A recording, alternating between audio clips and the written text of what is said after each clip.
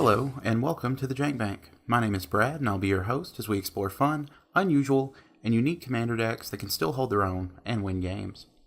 As a quick disclaimer, these decks are tuned to my own personal budget and meta, so feel free to make changes as necessary. Today we have a very special deck. This is an idea I had several months ago, and when I applied to join the Creators Quarters was one of the ideas I pitched as an example of just how janky this channel would be. Today's deck is a Werewolf Wizard tribal deck I'm calling You're a Hairy Wizard. So the goal of this deck is to create an army of werewolves and overrun our opponents. Here's a quick refresher on Magic rules to show you how we accomplish this. When we make a copy of a two-sided card, it only copies the side that is face up, meaning that if we copy a werewolf, that copy never flips back to its human side. That's right, my friends, perma-wolves. Let's start things off with our commander. The commander for this deck is Riku of Two Reflections, a 2/2 human wizard for 2 blue-red-green. Whenever we cast an instant or sorcery with Riku on the battlefield, we can pay a blue and a red to copy it. We are going to use this ability to double up on our copy spells and make as many werewolf tokens as possible. Riku also says whenever a non-token creature enters the battlefield under our control, we can pay a green and a blue to make a token copy of it. This doesn't help us with our werewolves, but we can copy our wizards, which will in turn help us create more werewolf tokens. Before we get into that though, let's take a look at our werewolves. Gaia Reach Bandit is a very simple 3/2 with haste. Duskwatch Recruiter lets us pay 2 and a green to search the top 3 cards of our library for a creature and put it into our hand. And Crew and Outlaw is simply a 2/2 with first strike. But when these creatures transform, we get a 4/3 that transforms our other werewolves when they enter the battlefield, a 3/3 that reduces the cost of our creature spells by 1, and a 3/3 with double strike that gives all of our werewolves menace. Next, we have Breakneck Rider, a 3/3 creature, Instigator Gang, a 2/3 that gives our attacking creatures +1/+0, and Mayor of Avabrook, a 1/1 that gives our other human creatures +1/+1. But when they transform, we get a 4/3 that gives our attacking creatures +1/+0 and trample, a 5/5 with trample that gives our attacking creatures +3/+0, and a 3/3 that gives our other werewolves and wolves +1/+1 and makes a 2/2 wolf token at the beginning of our end step. Copying any of these creatures, especially in multiples, is going to grow our werewolves into massive threats. We also have Smoldering Werewolf, a 3/2 that deals 1 damage to each of up to 2 creatures when it enters the battlefield, Moondronin Shaman, a 3/2 creature, and Sage of Ancient Lore, which draws a card when it enters the battlefield and has power and toughness equal to the number of cards in our hand. They transform into a 6/4 that deals 2 damage to target creature or player when it attacks, a 5/5 that deals 2 damage to an opponent each time they cast a spell, and a creature with vigilance, trample, and power and toughness equal to the number of cards in all players' hands. Copying any of these in multiples is going to close out a game very quickly. Not many decks can stand up to losing 10 life every time they cast a spell, or several 20/20 Vigilance Tramplers. Lastly, we have 2 creatures that aren't werewolves, but are closely related, with Immerwolf and Kessig Cagebreakers. Immerwolf is a 2/2 wolf with Intimidate that gives all of our other werewolves and wolves +1/+1, and says non-human werewolves we control can't transform. And Kessig Cagebreakers is a 3/4 human rogue, but whenever it attacks we get a 2/2 wolf token, tapped and attacking for each creature in our graveyard. So we have all of our werewolves, but how do we copy them? Well, starting things off, we have Cackling Counterpart, which makes a token copy of target creature, and has flashbacks so we can cast it again from our graveyard, and Fated Infatuation, which also makes a copy of one of our creatures, and lets us scry 2 if we play it on our turn. Next, we have Repudiate or Replicate, which can counter target activated or triggered ability, or more importantly, make a token copy of one of our creatures. Quasi-Duplicate, which makes a token copy, and we can also cast it again from our graveyard with Jumpstart. And Zender Split's Judgment, which is going to let us create a token copy, and each opponent returns a creature they control to their hand. Lastly, we have our 2 most powerful copy abilities, with Rite of Replication and Stolen Identity. Rite of Replication makes a token copy, or we can kick it to make 5 of those copies instead. And Stolen Identity creates a token copy, but we can encode it onto one of our creatures to cast a copy of it for free whenever that creature deals combat damage to an opponent. So now that we have our werewolves and the spells to copy them, let's take a look at our wizards. Spellseeker is going to let us tutor for an instant or sorcery with converted mana cost 2 or less when it enters the battlefield. Archaeomancer has too many vowels in its name, but lets us return an instant or sorcery from our graveyard to our hand when it enters the battlefield. And Salvager of Secrets is going to do the exact same thing, but does cost 1 more mana to cast. Next, we have Goblin Electromancer, which reduces the cost of our instants and sorceries by 1. Dualcaster Mage, which has Flash and lets us copy an instant or sorcery when it enters the battlefield. And Narhu Meha, Master Wizard, which does the same but gives all of our other wizards +1/+1. Lastly, we have some great protection with Siren Stormtamer, which we can pay a blue and sacrifice to counter target spell or ability that targets us or one of our creatures. And Glenalindra Archmage, which we can pay 1 blue and sacrifice to counter a non-creature spell. It also has Persist, so we can use that ability twice.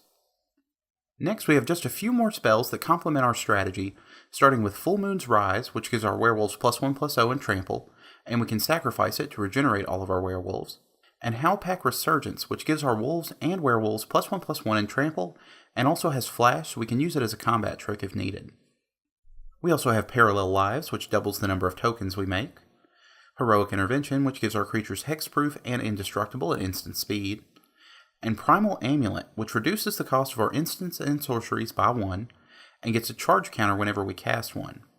Then, if there are 4 or more counters on it, it flips into Primal Wellspring, a land that we can tap to add a mana of any color to our mana pool, and when we use it to cast an instant or sorcery, we copy it.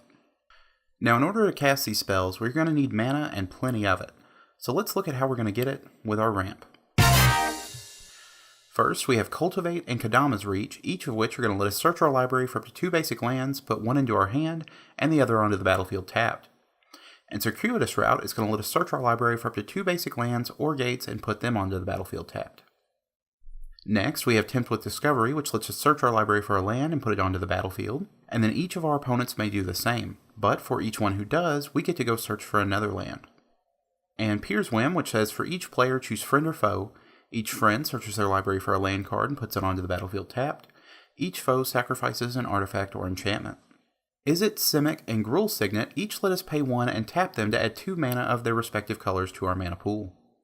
And finally, we have Sol Ring, which costs 1 and taps for 2, and Chromatic Lantern, which taps for any color and allows all of our lands to do the same. Now let's take a look at how we're going to get these cards into our hand with draw power. Brainstorm lets us draw 3 cards and then put 2 from our hand on top of our library. Preordain lets us scry 2 and then draw a card.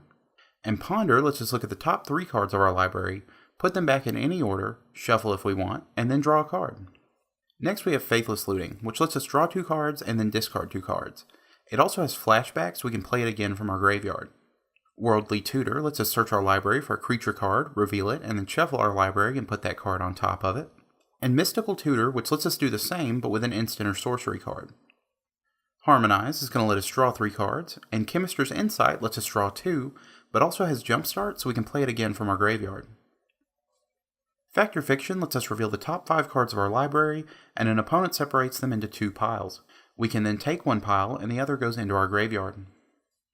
And Blue Sun Zenith lets us pay X and 3 blue to make target player draw X cards, and then it shuffles back into our library. Now let's move on to an important tool in every deck, the removal. Pongify and Rapid Hybridization each destroy a creature and it can't be regenerated. Then its controller creates a 3/3 creature token. Beast Within does the same but without the regeneration clause. Chaos Warp shuffles a permanent back into its owner's library. Then they shuffle and reveal the top card of their library. If it's a permanent, they put it onto the battlefield. And Crow's Grip destroys an artifact or enchantment and it has Split Second. So once it's on the stack, other players can't cast spells or activate abilities that aren't mana abilities. Moving on to our board wipes, we have Aetherize, which returns all attacking creatures to their owner's hand. Whelming Wave, which returns all creatures to their owner's hands except for several different types of sea creatures. And Devastation Tide, which returns all non-land permanents to their owner's hands and has Miracle, so we get a nice little discount if it's the first card we drew that turn.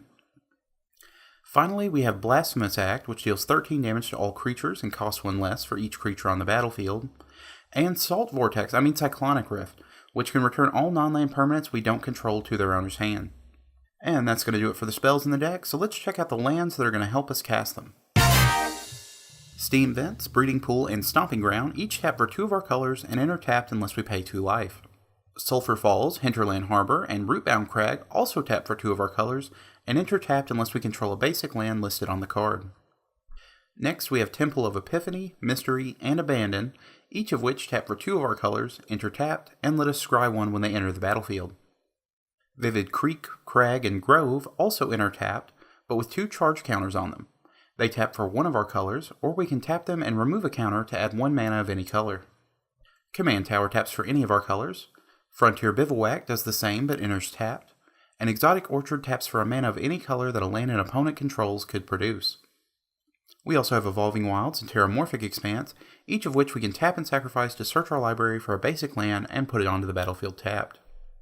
And Spire Garden is a lonely little battle bond land that taps for 2 of our colors and enters the battlefield tapped unless we have 2 or more opponents. Next, we have a few utility lands with Kessig Wolf Run, which taps for a colorless, or we can pay X, red, green, and tap it to give target creature +X/+0 and trample until end of turn. Mirror Pool enters the battlefield tapped, taps for a colorless, and we can pay 2 and a colorless, tap and sacrifice it to copy an instant or sorcery. Or we can pay 4 and a colorless, tap and sacrifice it to make a token copy of a creature we control. An Alchemist Refuge taps for a colorless, or we can pay green-blue and tap it to cast non-land cards as though they had flash this turn. This card is extremely helpful in this deck, allowing us to pass our turn without playing spells and triggering our werewolf's transform abilities. Lastly, we have 7 basic islands, 5 basic mountains, and 5 basic forests. And that's going to do it for this week's deck, but I really want to hear what you think of it, so please let me know in the comments below. We will be back in 2 weeks with a brand new deck, so if you enjoyed this video and want to see more, be sure to like, subscribe, and hit that notification bell to stay up to date on all the latest episodes. You can also follow us on social media to see how the next deck is coming along, links to which are in the description below. If you would like to support the channel directly, there's also a link to our Patreon in the description. Being a patron has a lot of benefits, including early looks at the next episode, your name in the credits, and even a tier where you get a deck take based on your own idea. I'd also like to say a quick thank you to everyone who subscribed and left feedback so far, and a very big thanks to our patron, Walton Shelby Rollins. And with that, we bring the show to a close. See you next time, guys, and stay janky. The Jank Bank is part of the Creators Quarters community. For more great Magic content, click the playlist link in the top right.